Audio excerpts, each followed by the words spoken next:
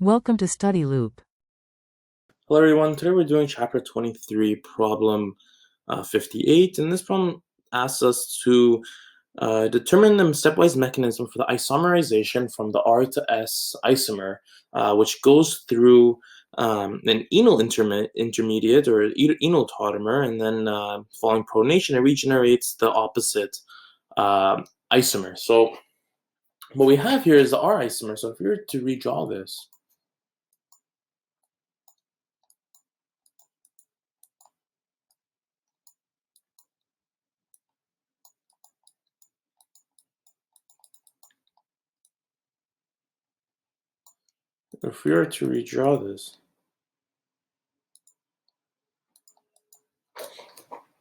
we see that in acid conditions, we have HA, so our nucleophilic carbonyl oxygen is going to be protonated by picking up one of these protons.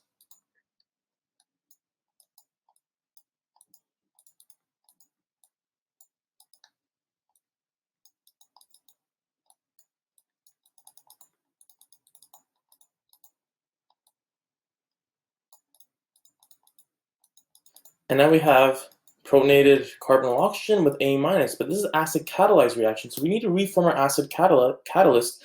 Now the way we can do that is now the conjugate base can pick up this acidic alpha proton making a bond. You make a bond, you break a bond, so that's going to form the enol bond making a bond. You make a bond, you break a bond, so the carbonyl bond is going to break and go up to the oxygen nucleus to neutralize it.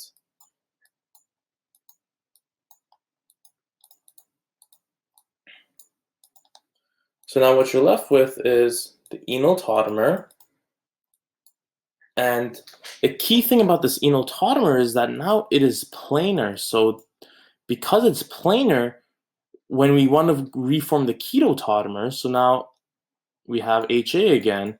So now if we want to reform the keto tautomer, well, the oxygen will go back down to form the carbonyl bond again, and then when you make a bond, you break a bond, so this pi bond will break, go through this carbon nucleus to pick up this proton. But the thing is, it can go either from the top or the bottom because it's planar. It's sp2 hybridized, so that means it's planar.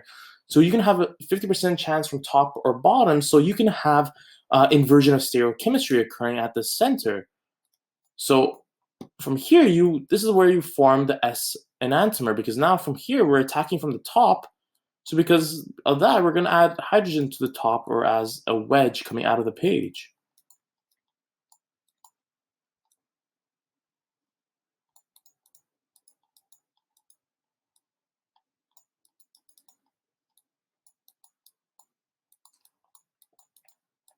And your A- is going to deprotonate the carbonyl oxygen to reform your carboxylic acid and your S isomer.